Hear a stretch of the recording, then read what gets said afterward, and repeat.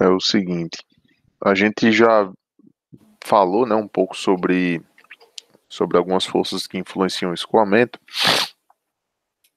mas basicamente a gente focou muito em escoamento interno, né, que é aquele escoamento que basicamente não tem influência do ambiente externo diretamente. No caso do escoamento externo, é o escoamento onde o fluido, né, que está escoando, ele vai contornar uma superfície externa e muitas vezes ele está confinado em um determinado lugar, como é o caso do escoamento em calhas, por exemplo, de casas ou em, em rios que tem a superfície superior está externa, né? E ele é confinado pelas paredes. Mas o nosso foco mesmo vai ser fazer uma breve introdução sobre arrasto e sustentação na aula de hoje, né? As forças de arrasto e a força de sustentação. Porque a gente não tem tempo hábil de falar sobre tudo desse componente externo, até porque isso é contemplado em bem mais detalhes em fluidos 2, para quem vai para mecânica, vai ver isso com muito mais detalhe. Então a gente vai dar uma breve introdução aqui a respeito dessas duas forças e resolver alguns exercícios simples e básicos com essa informação que a gente vai ter hoje. Bom, a força de arrasto, né, ela é uma componente de força que vai atuar paralelamente a, ao movimento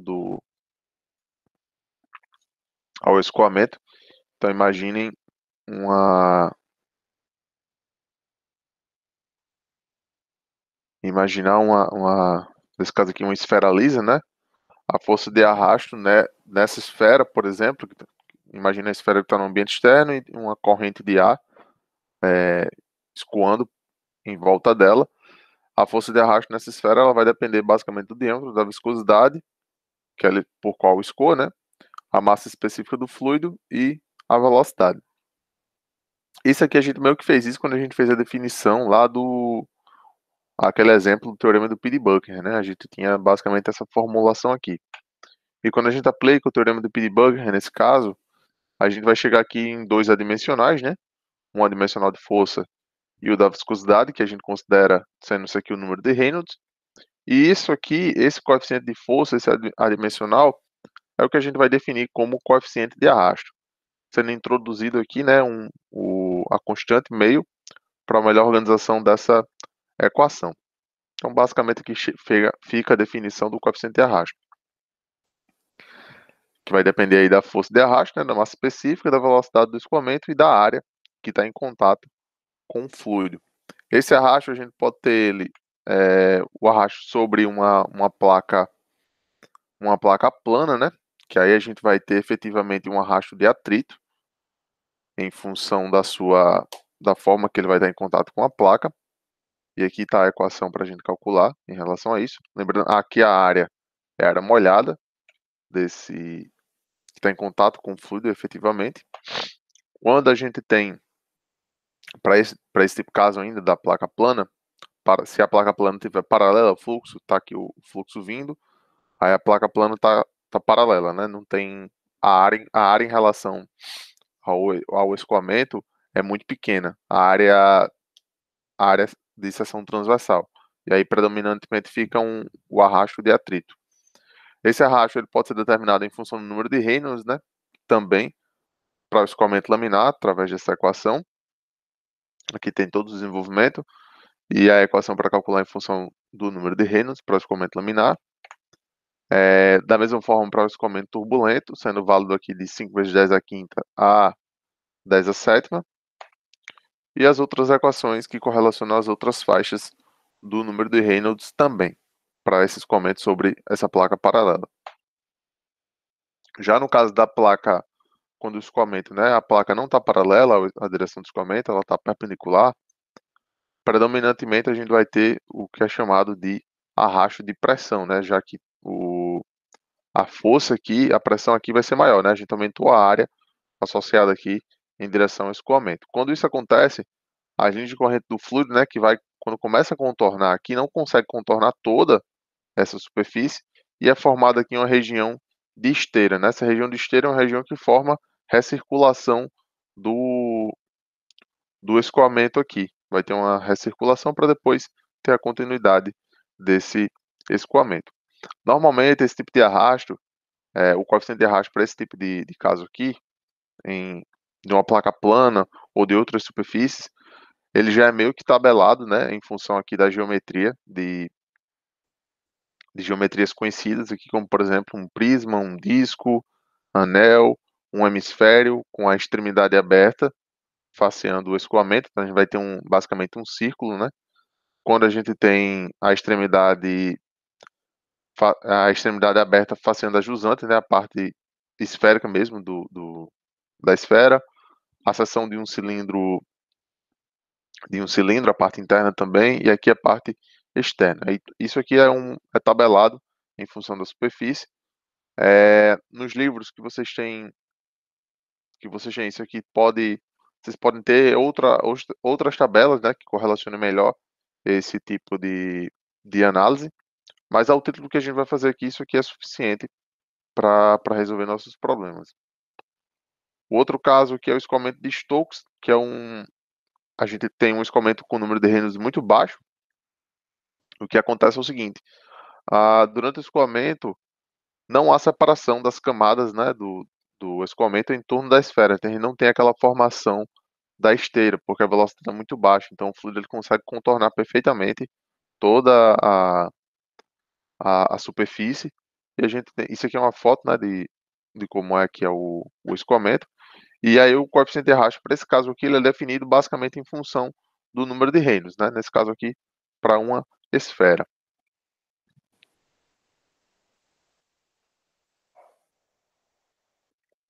Esse coeficiente de arrasto ele também pode ser determinado em função do número de Reynolds.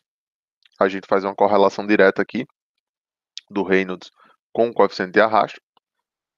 Basicamente, dependendo do caso, pode ser calculado, vem aqui no gráfico e retira o coeficiente de arrasto desejado, né? Isso aqui, nesse caso, esse gráfico é para uma esfera lisa, né? Como função do número de Reynolds. Está aqui a faixa onde a teoria de Stokes é válida para esse escoamento, e aqui esse gráfico é específico para uma esfera.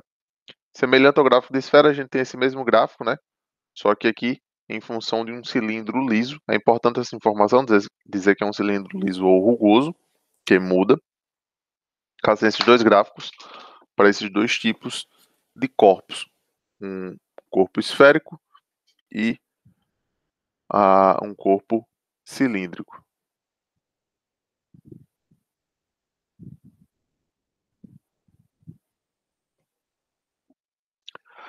O que a gente já falou, né, do arrasto, quando a gente tem basicamente esse caso aqui, lá da placa paralela ou de uma esfera, dependendo da velocidade do escoamento, a gente pode ter a formação da esteira, né, e a recirculação do fluido. Só que esse arrasto de pressão, em função da área que a gente tem, ele pode ser reduzido, né, quando a gente utiliza da carenagem, né. A gente torna o corpo um corpo carenado, ele vai ter uma superfície que é melhor que favorece o escoamento, né, que não vai impedir, não vai ter aquela redução, aquela resistência durante o escoamento. A gente encontra esse tipo de coisa aqui em asas de avião, em aerofólio de carro, em Fórmula 1 a gente tem muito disso aqui também, né, associado. A carenagem é justamente para reduzir a ação do arrasto de pressão e a gente ter a predominância do arrasto de atrito, para que essa resistência seja um pouco menor e o escoamento ele se dê de forma mais organizada em torno desse corpo aqui. Como a gente falou no início, ele não vai entrar muito no mérito de coisas muito específicas de carenagem e perfis NACA, por exemplo, de asas de avião, porque eu acho que não cabe aqui na nossa disciplina. Isso é assunto para outra coisa. A gente vai dar só uma breve introdução sobre essas duas forças, bem simples, tá? E aí a gente não vai entrar muito nesse mérito do uso de tabelas para determinação e coisas desse tipo. A outra força, né, que a gente comentou no início é a força de sustentação, né? A força de sustentação, imagina que isso aqui seja uma seção transversal de uma asa, tá aqui o perfil dela.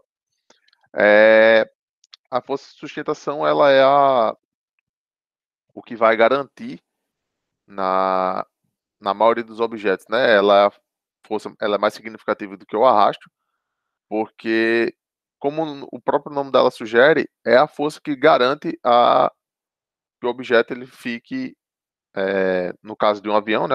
Basicamente o que garante que ele vai ficar lá voando, né? Planando. É, a sustentação ela é definida, né, como a componente do fluido perpendicular ao movimento, diferente da força de arrasto, ela vai atuar nesse sentido aqui, ó, para cima, perpendicular, e o arrasto é no sentido contrário ao movimento, né, paralelo ao movimento.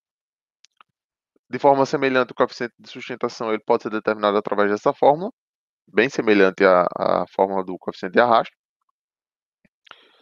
E esses coeficientes, né, de arrasto e sustentação, eles vão depender, aqui no caso para o número de Reynolds, eles vão depender aí do número de Reynolds e do ângulo de ataque, né? O ângulo de ataque é basicamente essa variação aqui que é feita nesse perfil.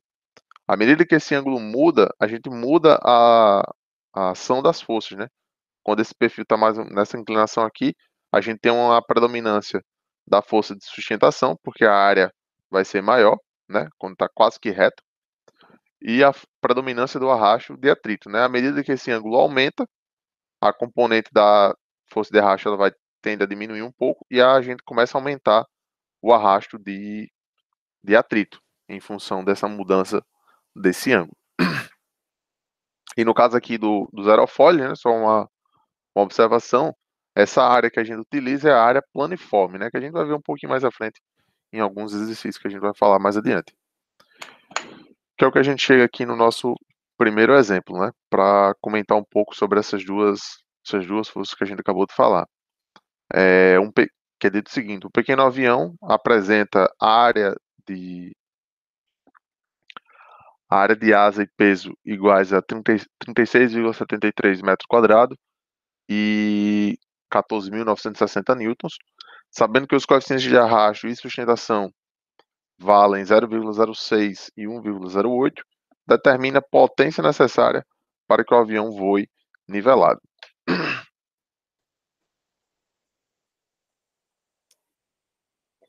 E aí, pessoal, potência, né?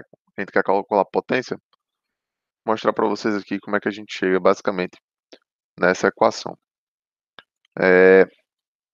Antes disso, né, fazer aqui um pequeno diagrama das forças que está atuando nesse avião. Isso aqui está longe de ser um avião, tá? Mas considere isso aqui.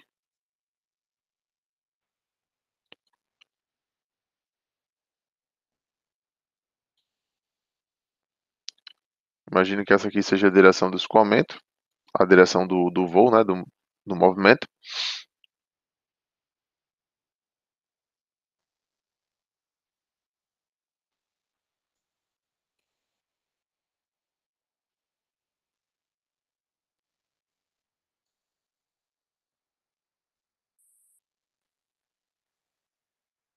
Aí aqui as forças envolvidas que a gente vai ter, basicamente, o peso, né? Já foi dito aí.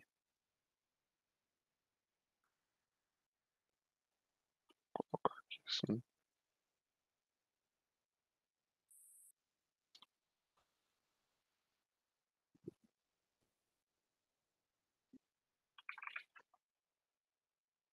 E a sustentação,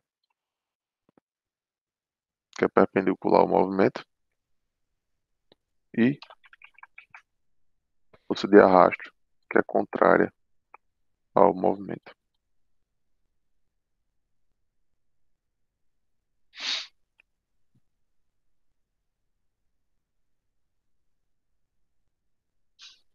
Então, peso, colocar aqui um P maiúsculo, tá, pessoal, para o peso, para não confundir com a potência.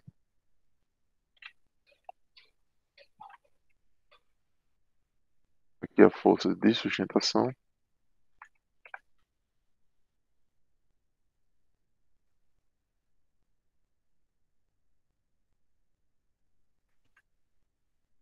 Aqui a força de arrasto.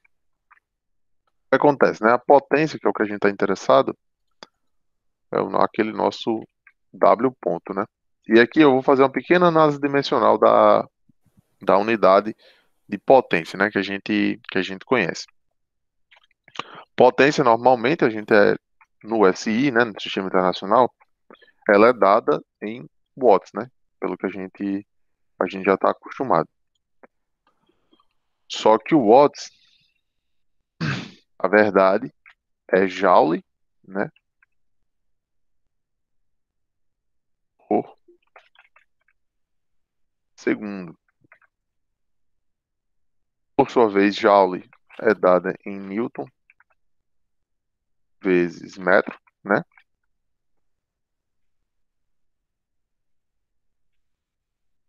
e a gente vai ter a divisão do segundo. Através dessas unidades que a gente tem aqui, pessoal, dá para ter uma ideia de como é que a gente pode calcular a potência? Outra forma da gente calcular a potência que não seja joule por segundo.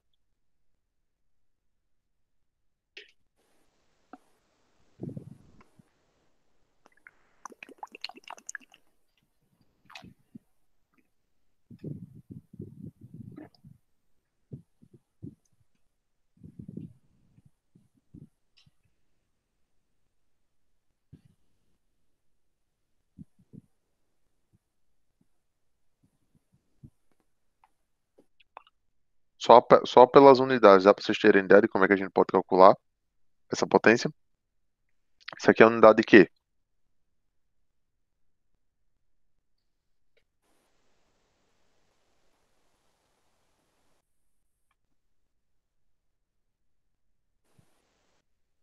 E pessoal, Newton é a unidade de quê?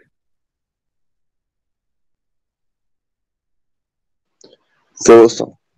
É força, né? Então aqui a gente tem força vezes metro por segundo, que é a velocidade. Então, a forma que a gente vai calcular a potência, nesse caso aqui, do avião, a gente vai precisar aí da força e da velocidade do escoamento, né? A força vai ser a força de arrasto, isso é Fd, vezes a velocidade.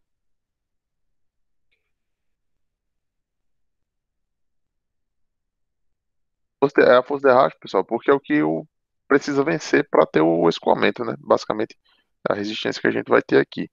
Então, tem que garantir aqui pela força de arrasto. O que é que a gente conhece nesse problema? A gente conhece o coeficiente de arrasto, propriamente dito,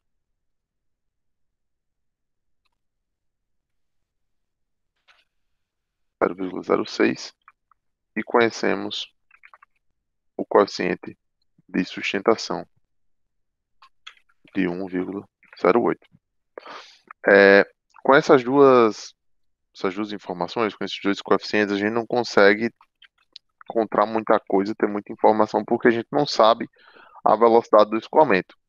Mas a gente tem como descobrir essa velocidade através de um balanço de forças que a gente pode fazer aqui, né? Afinal, se a gente for correlacionar essas forças, a gente vai ter que a força de sustentação ela vai ser igual ao peso, né? Fazendo um equilíbrio aqui em, na, em Y, né? A força de sustentação ela vai ser exatamente igual ao peso. Isso quer dizer que a força de sustentação vale os 1960 newtons, né? E a forma que a gente viu de calcular a força de sustentação, né? Aqui semelhante ao coeficiente de arrasto. Aqui a gente conhece o coeficiente de arrasto, a força de sustentação pelo balanço das forças. Mais específica aqui do ar. A área a gente conhece e a gente vai obter aí a velocidade, tá? Então, basicamente, a gente vai ter o seguinte.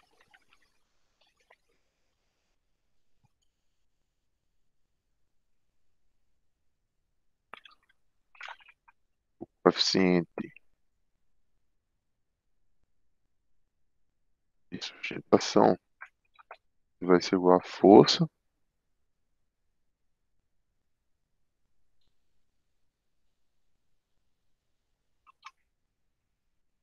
sustentação, dividido por meio, vezes V ao quadrado, vezes ρ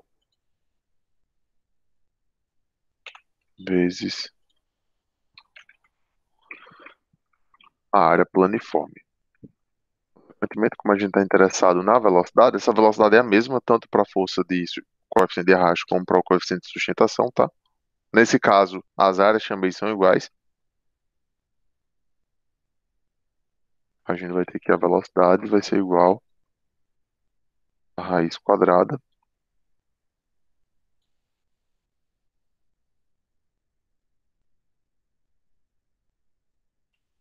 de tudo isso aqui. Através dessa equação, a gente determina, vai determinar aí a velocidade do escoamento, né? Fazendo esse cálculo rapidamente, forças de sustentação foi o que a gente calculou pelo balanço das forças, 12.960. O coeficiente de sustentação já foi dado, 1,08.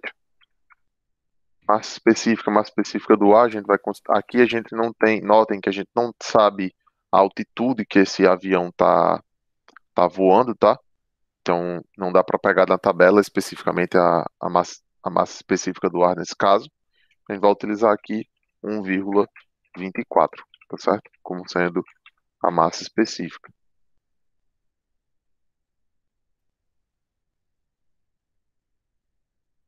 E a área é a área planiforme aqui, essa área de asa, né? Do avião, de 36,73. Fazendo essa conta,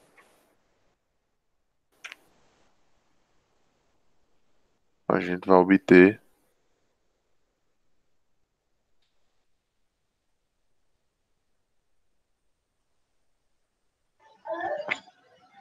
24,66. 24,66. Só conferir. É isso mesmo. 24,66 metros por segundo. Então, uma das informações que a gente precisa para calcular a potência, a gente já obteve, né? Foi que é a velocidade. A outra é a força de arrasto, né? Que a gente precisa determinar. Então, semelhante à força de arrasto, a força de sustentação, perdão, a gente pode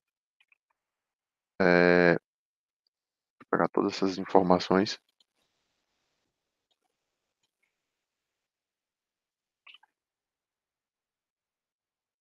fazer para cá. Então, semelhante à força de sustentação, a gente consegue agora encontrar a força de arrasto por esta equação aqui, né? Já que o que muda basicamente aqui vai ser o índice CD e aqui FD, que vai ser a área. Então, a gente vai conseguir determinar essa força de arrasto, já que agora a gente também conhece a velocidade, né? Então, a força de arrasto, ela é igual, a tudo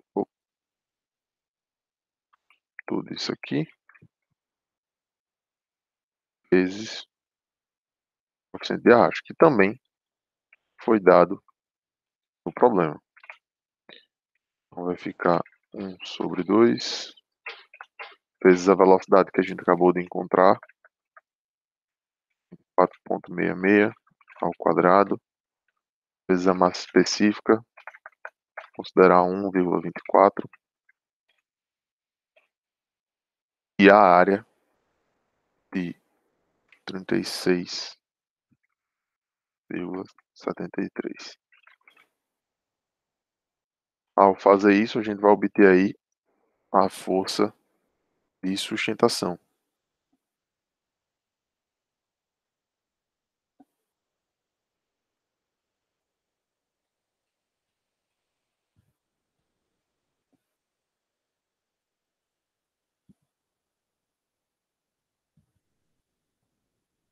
Eu fiz aqui, deu 13.848,37. Se vocês puderem Aqui, conferir. aqui também deu isso. 13.848, né, 37 newtons. Aí foi a nossa força de sustentação. E agora, né, a gente já tem informação suficiente para calcular aqui a potência, né, que é o que o problema está pedindo. A potência, no caso aqui, vai ser dada, né, pela força de arrasto, 13.848,37, vezes a velocidade, que foi encontrada de 24,66. Isso aí vai dar aproximadamente, pessoal, se eu tiver feito tudo correto com os cálculos,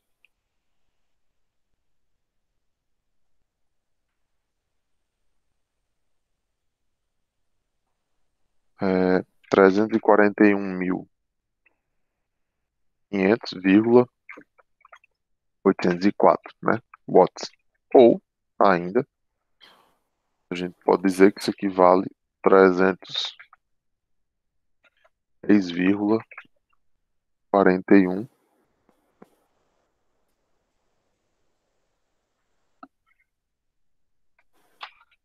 megawatts, certo?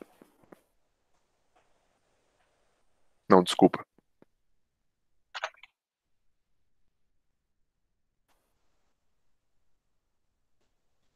3.415 megawatts, fazendo a conversão aqui. Mas não é o caso de deixar assim, pode deixar só em 1 watts mesmo.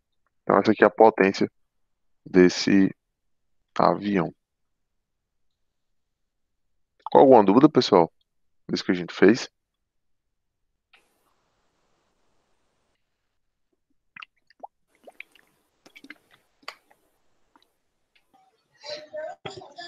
Ficou não, pessoal. Pessoal, esse assunto que a gente vai ver, que a gente viu agora, ele é relativamente mais simples, tá? Quando comparado com os outros que a gente já viu. Basicamente, a gente faz aplicação direta das fórmulas para resolver os problemas. Um problema ou outro que a gente mistura uma coisa que a gente conhece, de um conhecimento prévio, mas é bem específico. Para o nível que a gente vai ver isso aqui, como eu falei, é só uma breve introdução sobre arrasto e sustentação, para a gente ter uma ideia de como é que se comportam essas forças, né? Força que é perpendicular, que é paralela, etc. E fazer alguns exercícios direto, né? Você já tem exercícios semelhantes a esse aqui lá no questionário. A nossa aula, ela vai, como eu falei para vocês, ia ser bem breve, só para a gente comentar sobre isso. E vou deixar esse tempo, né? A gente vai acabar agora. Vocês ficam com esse tempo mais livre para efetivamente estudar, fazer outras questões. Não vou resolver essas duas aqui, porque eu quero resolver ainda uma à noite e deixar a outra para vocês tentarem fazer depois, né? Ou tentarem fazer agora depois da aula. Então tem essa questão aqui e essa outra aqui. No Cigar já tem um slide falando sobre isso aqui, essa parte do escoamento externo. Tá diferente disso que eu mostrei para vocês, tá? Que tá bem resumido esse slide. Mas eu vou colocar de qualquer forma lá no Cigar, caso vocês queiram resolver mais uma vez esse exercício e tentar resolver esse daqui e tentar resolver esse daqui, tá certo?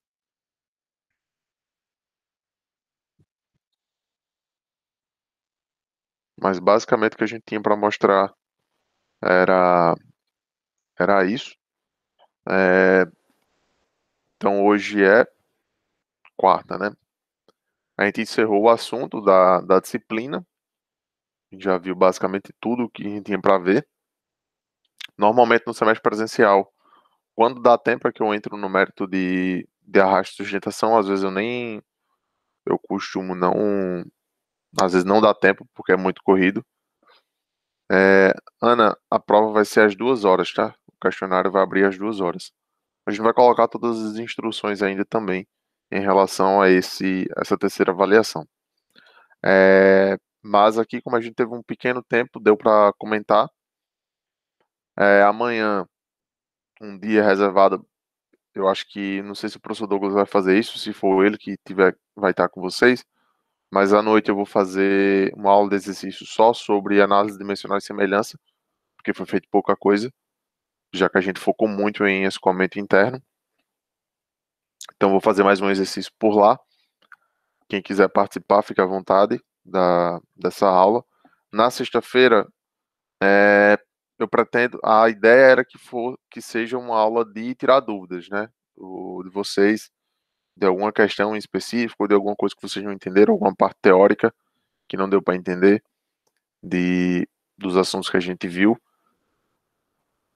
E passar mais tempo do que o normal, né? Amanhã não, desculpa, na sexta-feira, porque vai ser o que vai anteceder a prova. Então, normalmente eu estendo um pouco mais o horário de aula para poder conversar mais, se for para fazer mais exercício, efetivamente, para tirar todas as dúvidas, seja de cálculo iterativo, perda de carga localizada, distribuída,